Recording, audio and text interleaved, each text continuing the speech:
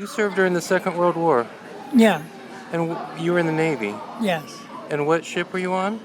The USS Pittsburgh, heavy And, cruiser. and where did that ship take you during the war? Was it in the Pacific? Okinawa, Iwo, South Pacific, Were you part of Guam. Were you part of the operations in Iwo and Okinawa? Yeah, What yeah. was your job? I was in the main engine room, help with steering. And So go ahead. tell me something you remember. When I say to you, Iwo Jima, what comes to your Iwo. mind? Iwo. I was on the heavy cruiser Pittsburgh, Yeah. bombarding. We were bombarding the Oh, Sulphony Islands. right. You were bombarding, Yeah, short waiting. range. Right, preparing the island for the Yeah, Marines to go in. yeah. I was Now, in 2 typhoons. two typhoons. Wow, bad. Now, how about kamikazes? Yeah, here's what happened. In 45, we were on assignment 40 miles off Tucko Bay, General Quarters. They come out with 2 bombs. They were for us. The Franklin showed up, so they dropped the 2 bombs on the Franklin. One went down the elevator, the other hit the flight deck, killed 772. These were Japanese bombs. Yeah, Oh, so these are Japanese aircraft. yeah. And the Wow. suicides. See what they do? Kamikazes, yeah. They go to the beam of the sun. You can't see them. And we were dead in the water. So you couldn't see the 41 miles. planes coming because of the. Yeah, they come down the beam. You can't see them. Wow. Now you're down in the engine room while all this is happening? No, well, you did general quarters. You did 4 on, 4 off, Right. Wow. round the clock. Right. So 4 hours you were on, 4 hours busy. off, and you're exhausted. Yeah, 4 hours on, 4 hours off, and now when the kamikazes were coming and when the bombardment was going, right. sometimes you're trying to sleep, sometimes you're in the engine room. Yeah, wherever you are, you're usually doing something when you're off watch. Wow. So I hung out with the Marines. They were your police. And because I lift weights in the what's called, we had 2 seaplanes. We had the hangar deck. So I lift weights with them and I hung out with With the them. Marines. So they're your police Right. aboard ship. Right. So these were not Marines who went in with the invasion. They were the ships No, they were on your ship, with the ship. and there's 30 of them, and they're your police Right. Yeah. for 1,800 man crew. Did you ever set your own eyes on Iwo? Could you see Iwo as they were bombarding it? No, we're in Okinawa, Yeah. and we went out. We're on general quarters, and I get to the Franklin. When the Franklin showed up and they bombed it, then we were assigned to tow 50 sailors, tow a cable that lifts the Franklin, and they sent the Santa Fe broadside underneath so it wouldn't sink, because they had to locate one of the 8 fire rooms to get a boiler going to right the ship. So you're towing the Franklin. Yeah, we're at 3 knots. Are you going to bring it back to Guam or Hawaii? No, Where are you going to bring it no, to? they were on their way to New York, 45 days. So all the way through the Panama Canal and good But grief. you should have seen the holes in that ship. From the bomb that got it. Yeah.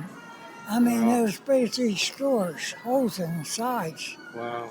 because it landed on the hangar deck. Yeah. When the Japanese kamikazes were out, did you see any of them? Yeah, I was already topside, so you run, when you hear them, you run for shelter if you're not on watch. Yeah. You could do what you want when you're off watch. Wow. Now, so you were there for Okinawa as well. Yeah, Did you set Okinawa. Did you set eyes on Okinawa? Did you see any of the bombardment of Okinawa? No, no, you're not that close. You're not that close. Yeah, Okay, you weren't close enough. you can't see what you're bombing. And on the Franklin, the chaplain, he rescued, he went down ducks and brought sailors up 20 at a time up through the air ducts. Wow. And I Wow. got pictures of him kneeling over sailors. When the news broke that Japan had surrendered, what happened on the ship? Was there a celebration on the ship? Yeah. Mhm.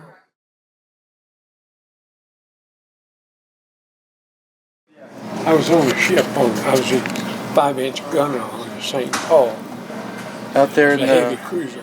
out there in the Gulf of Tonkin. Yeah, So did you guys provide fire support to the yes. Marines out there? that's exactly what we did. Yeah. Wow. And so what year were you kind of in and out, like Subic Yeah, Bay but to actually, there? yeah, we were there like 6 months at a time. Most of it was right there in the 70s, In the early 70s. 1970. Oh, in So when 1970. in 69, 70, 71, I was in the service. And so your boat would pull into like Subic or Japan or something like that, Yes, and then yep, you'd go on to the. Yeah, well, several South China different Sea. places. Went to Hong Kong, went to, we was in Vietnam, Hong Kong, Philippines, Japan, Right. Guam. Right. Now, so you were actually on the guns. Yes. Now, were you primarily up in northern South Vietnam, like off the coast of I Corps and things like that, or were you all along the coast We of pretty South much Vietnam? went on the coast. I mean, Yeah. we were out, but Yeah. you know, Primarily helping the Marines or also Army? well, basically, pretty much the Marines, but we had Army as well. Yeah. You know, we even had we had about 700 Marines on the ship as well. On the ship. So how much time would you say, let's say the Marines out in the field, they call in a fire mission, how much time would pass between them calling in the fire mission and then y'all actually sending the rounds out? Well, as soon as we could, it just depended on, because sometimes, they would tell us in advance they were going to need it, but didn't call for it until later. So you've got everything dialed in. So we had everything down, we had kind of told us where they was going to need it, and that they would let us know when they fired. We put plot, and detect our targets. Right. And then I was in the mount, so we would set it up, but they actually fired our guns from the bottom of the ship. From the bottom of the ship. Yeah. Yeah, it's weird.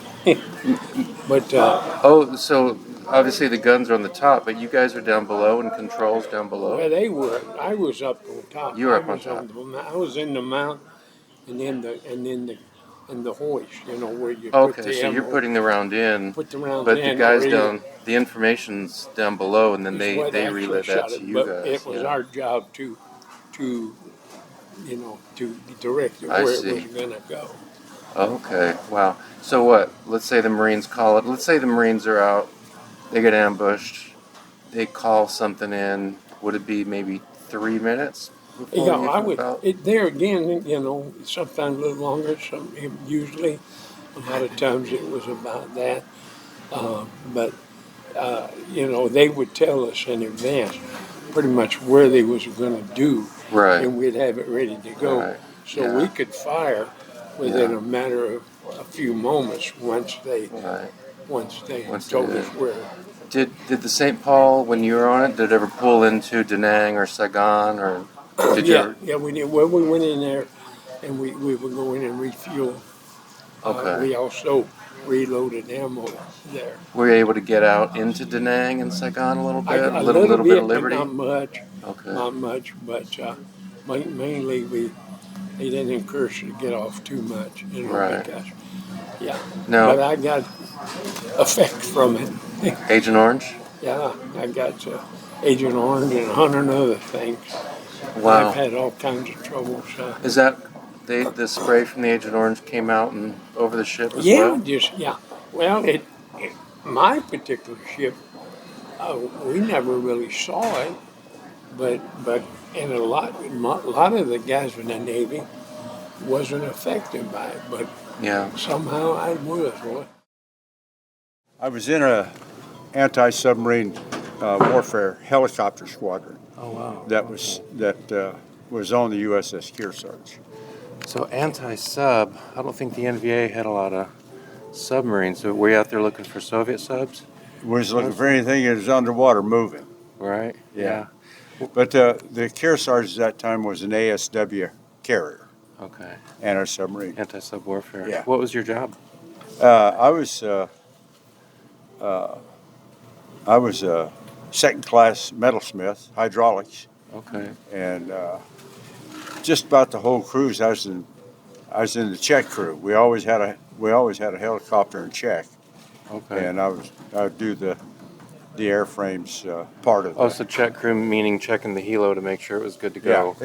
from your each side. one of them had to go into a check about after they got so many hours Right. flying, Gotta check 'em and out. then they had to go into check, Yeah. and we'd go from one end of it to the other, check everything. Right. What year did you go into the Navy? I left to go to boot camp on my wife's birthday, July 21st, 1966. Where were your tours? Did you go to the South China Sea or the Med or where were you? We was in the Tonkin Gulf, In the Tonga off the Gulf? coast of Vietnam, Okay. and we did CETO exercise, CETO, like with the Southeast Philippines, Asia yeah, Treaty Organization. like with the Philippines, Thailand, There South was Vietnam, Philippines, there was Australia. British ships, American ships, Australian ships, Japanese ships, Okay. and several. Yeah. But Did you ever pull into South Vietnam, Saigon or Da Nang or No. any of those places? No, Okay. I never was in country. Okay. But we lost one of our destroyers on this CETO exercise. What The happened? HMS Melbourne cut her in half right between the stacks.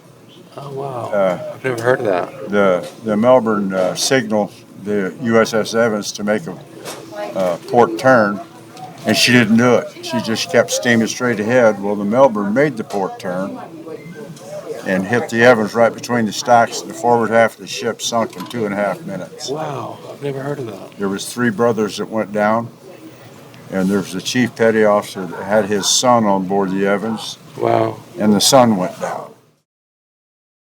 What branch were you in? Army.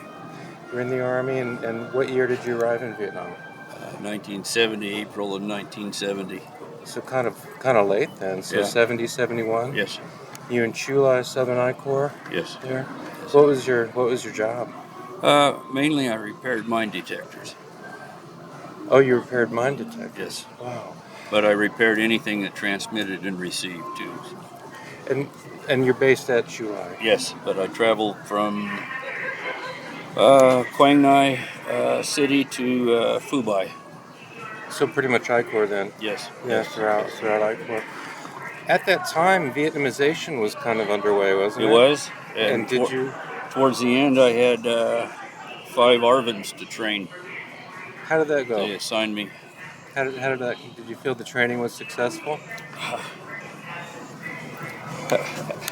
The language barrier was something else. It was show and tell, Yeah. mostly on Okay. on electronic components and showing them how to thoroughly test the equipment before they set it back out to the field. And, Yeah.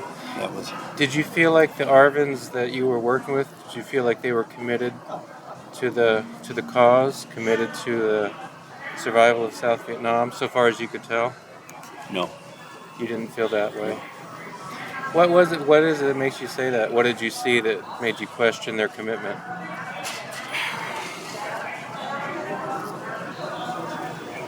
Just the lack of concentration, the lack of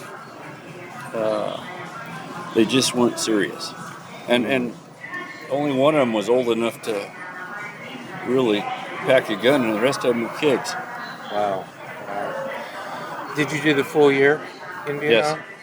So when you think about your year in Vietnam, I Corps, I wonder if there's I'm sure you have many, many memories, but I wonder if there are one or two memories that especially stand out in your memory when you think about your tour in Oh, Vietnam.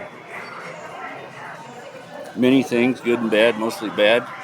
Mortars coming Rockets. in and Rockets, yeah, rockets. primarily from NVA, or I'm Yes, by thinking that time primarily NVA. NVA. Yeah, Viet Yeah, Cong was pretty much washed up by then, and it's right. mostly NVA. Yeah. How often, say in a given month, how often would you say, just guessing, rocket attacks would come Two or in? three times a month. 2 or 3 times a month. Yeah. You guys would head for the bunkers. Oh yeah. Yeah. Yeah. Yeah. How did coming home? How did that go for you? Well, most people had a bad experience, and this is hard for me to talk about, but it was. I didn't have a bad experience. We flew from Tokyo to Fort Lewis, Washington, and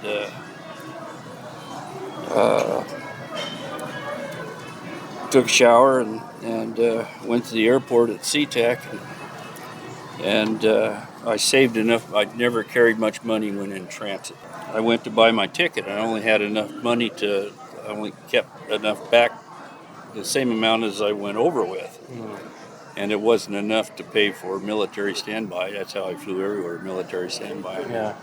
And so I told the young lady, told me how much it would be, and I said, this is all I got. She took it, gave me the ticket, said, welcome home. Wow. Yeah. She said, "Welcome home." Yes. That really That's what touched me. Vietnam vets want to hear, huh? Yeah.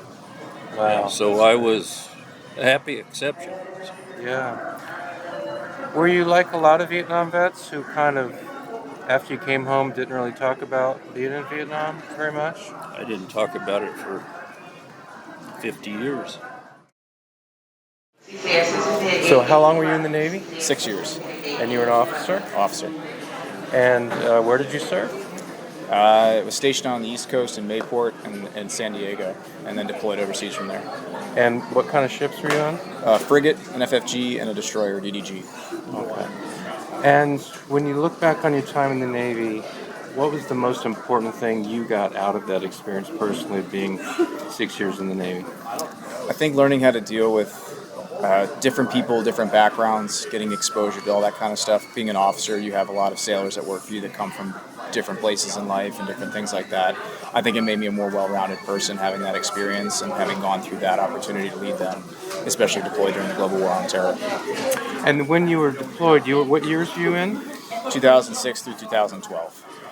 So obviously Iraq, Afghanistan are the big stories at that time. And did you deploy to the Gulf? Yes. What kind of stuff were your ships doing in the Gulf? We were mainly doing counter-piracy and interdiction operations, as in 2 deployments to Central and South America in that capacity as well.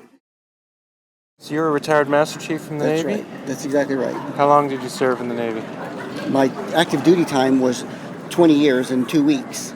Wow. And then I retired in 99 is when I left active duty.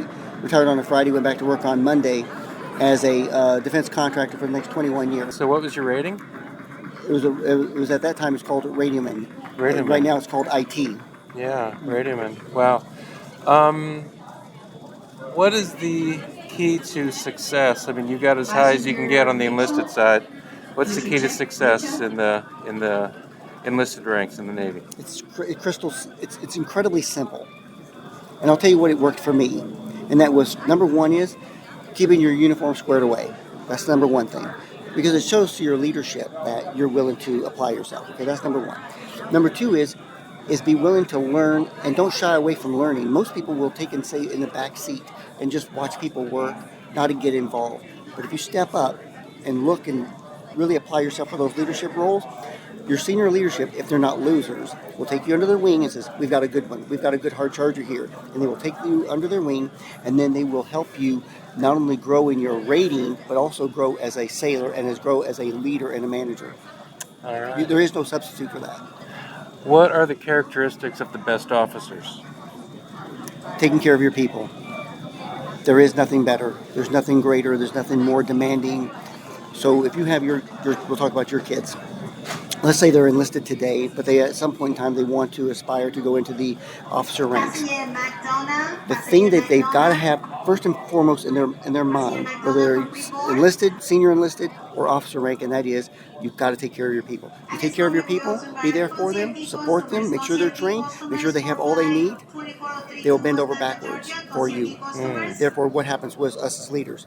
We depend on our people to watch out for us, to do their job, to do it honorably, do it well, because then that keeps us without having quality time with our boss.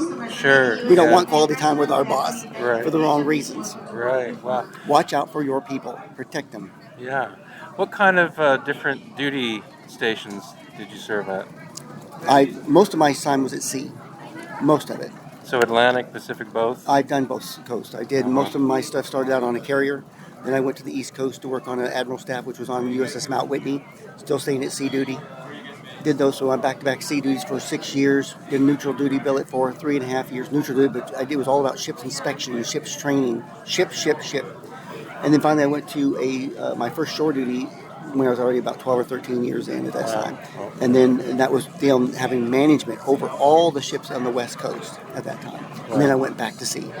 And then I went back to shore, and that's where I retired. You mentioned carrier. What carrier were you on? I started out on the USS Constellation, Okay. CB-64. Yeah. Yeah, fun times, man.